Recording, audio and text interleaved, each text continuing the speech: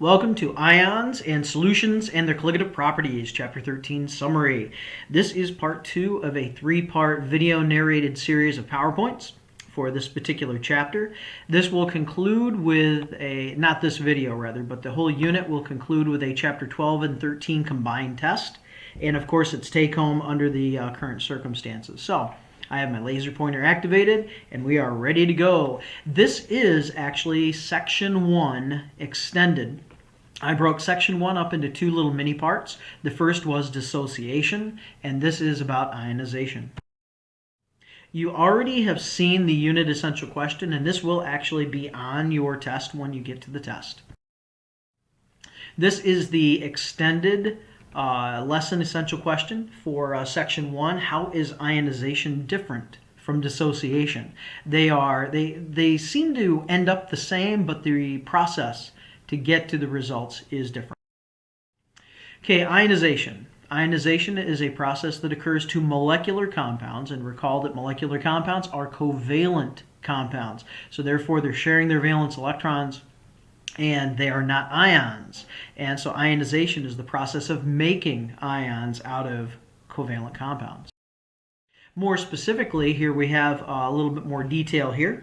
And by all means, pause, watch this whole thing all the way through, and then come back without the audio narration and get whatever notes that you want. That would be certainly up to you and whatever works for you. Okay, so ionization.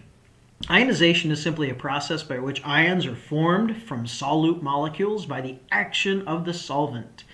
And it's really what the solvent is doing is the solvent is able to, through its polarity like water, a highly polar covalent compound, is able to actually take some covalent molecules and pull them apart from each other and create ions where there were no ions already. And so it is a process to form ions, not as opposed to dissociation, which is separating ions.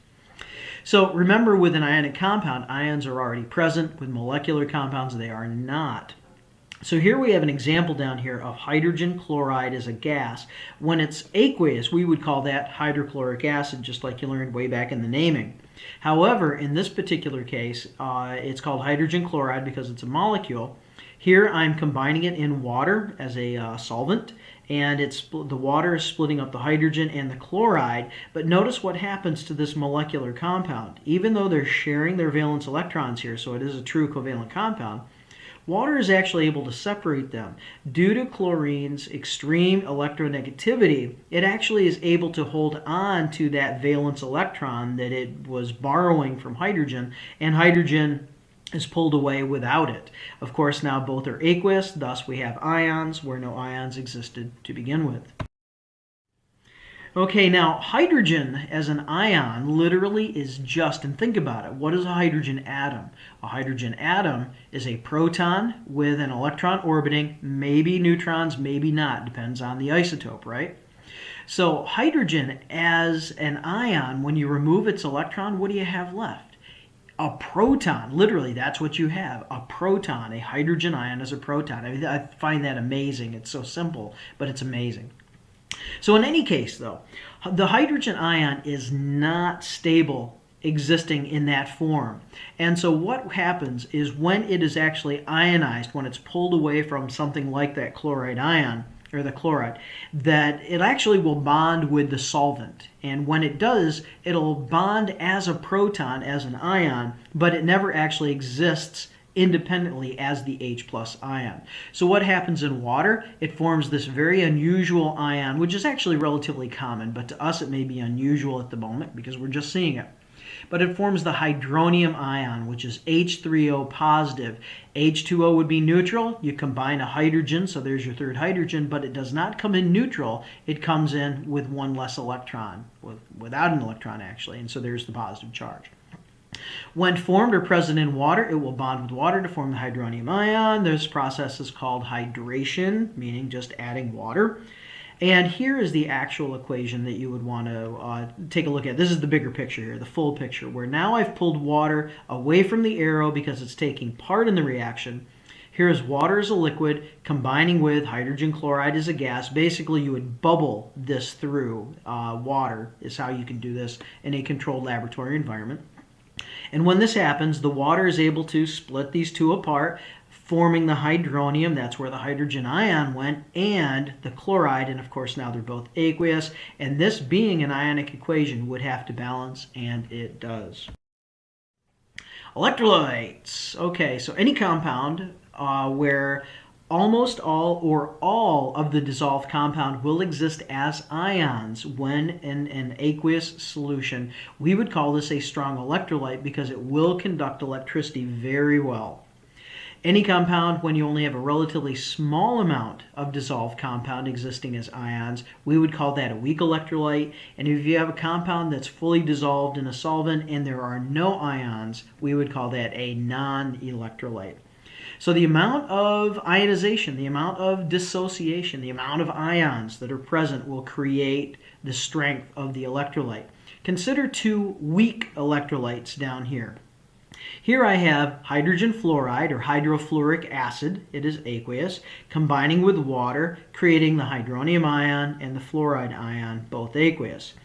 Now, notice I have the double arrow here. We have the forward direction, which is what you start with because you would only have reactants, and then the forward arrow would carry you to the products. But these products are still very reactive, and they re-react to form the reactants again. It's a reversible reaction. And all reversible reactions can, when left alone, reach equilibrium. So eventually, the rate of product formation and reactant reformation would be the same. So that's equilibrium, right?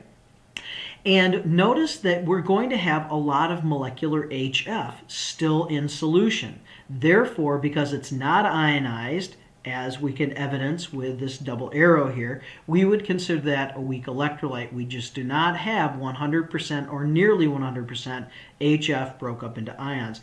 Same thing down here with acetic acid. This big long molecule here is nothing more than acetic acid. Here's your acetate ion, CH3COO. There's your acidic hydrogen, making it hydrogen acetate or acetic acid.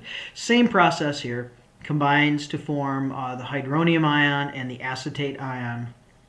And most of it will stay hydrogen acetate. And so you're going to talk, you're going to have a large sampling of, or a large presence. I lost my train of thought there, I'm sorry. You're going to have a large presence of the molecules and very little presence of ions, weak electrolyte. Here's simply a particle model showing you acetic acid again. I will let you pause this if you want and take a look at it, otherwise I'm moving on. Here is again a particle model of strong electrolytes, a weak electrolyte, and a non-electrolyte, simply showing that in strong electrolytes all will be existing as ions or almost all existing as ions.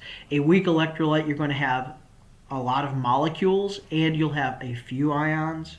And then in a non-electrolyte, like in the lower right-hand corner with the sugar, this is C12H22O11 is sucrose, table sugar if you will, that this is basically going to stay clumped. It's going to stay a molecule. Water does not have the ability to pull that apart. The bonds within the molecule of sugar are too strong for water to actually do anything to it. So while it'll dissolve into smaller and smaller pieces to the point of where they're submicroscopic, it's not going to ionize anything. Okay, strong electrolyte summary. Solutes that exist nearly completely in solution as ions, almost 100% to 100% ions being formed, will be very strong electrolytes. What does this include? Well, it includes all soluble ionic compounds. They will always be strong electrolytes. And strong molecular acids, so your hydrochloric acid, sulfuric acid, nitric acid, those types of acids, perchloric and chloric acids also. They're all strong acids, and even though they're molecular, water ionizes them almost 100%, and so they are also strong electrolytes. Weak electrolytes pretty much are everything else unless it will not ionize at all. So weak electrolytes exist mostly as molecules in solution with only a small percentage that ionizes, such as ammonia or any weak acid. So anything that's not a strong acid must be a weak acid. Here again, showing you one more time, albeit incomplete, because this is not the whole picture here. Here is acetic acid. Okay, hydrogen acetate creating the hydrogen ion, the acetate ion. We know that this should be hydronium, and I should have thrown water over here. But in quick form, that's what we've got. And this is going to tell me that we are practically done with this presentation. So you've seen this before. I'll flip again though. Here is what's coming up in the next video sequence, where we'll talk about what are called colligative properties, where the presence of a solute and the concentration of the solute in a solution will affect the properties of a solution. Not a real surprise there if you think about it a little bit, but that's what we're going to talk about with colligative properties. And I would really recommend that you read that section before you view the presentation anyway. I think, though, I have one more slide. And I do. Here it is. So this is just the section objectives, and so I wanted to talk about those really quickly before the next video. And what we're going to look at is we're going to look at the colligative properties. And these colligative properties, we're going to look at 4 of them. 2 of them include math, and so freezing point depression and boiling point elevation. Freezing point depression, boiling point elevation. So these 2 concepts here are certainly conceptual, but they are also skill-based. They're mathematical. And so, for instance, water, just pure water, freezes at 0 Celsius and it boils at 100 Celsius. All right, well, great. Now, what happens if we add a teaspoon of salt? You add a teaspoon of salt, you stir it up, it dissolves. That water now does not freeze at 0 Celsius. It'll actually freeze at a colder temperature. So maybe, negative 0.5 degrees Celsius or something like that. And also, it will not boil at 100 degrees Celsius. It'll boil slightly higher. And so that solute, by its very presence, will actually cause water to have a different boiling point because it's really a solution at that moment. It's no longer just water. And there's some math associated with that. The math is not really hard, but we will go ahead and work through the math together to look at predicting how low can the freezing point go and how high can the boiling point go. This is exactly what antifreeze does for your car engines. Water is a very good cooling agent, but it does boil at 100 Celsius or 212 on the Fahrenheit scale. But by the presence of antifreeze, it'll actually cause the water to freeze at a much colder temperature. So, even in Alaska, your car is normally just fine sitting outside and no problem there. But it also helps in the desert where, freezing is not a problem, but your car would overheat because it would have an inability to cool down because of all the heat friction. And the boiling point is raised so water can continue to stay a liquid at higher temperatures and continue to remove heat from the engine as it does so, thus still retaining its ability to cool, if you will. So anyway, that's what's coming up, and that video will be posted. Thank you.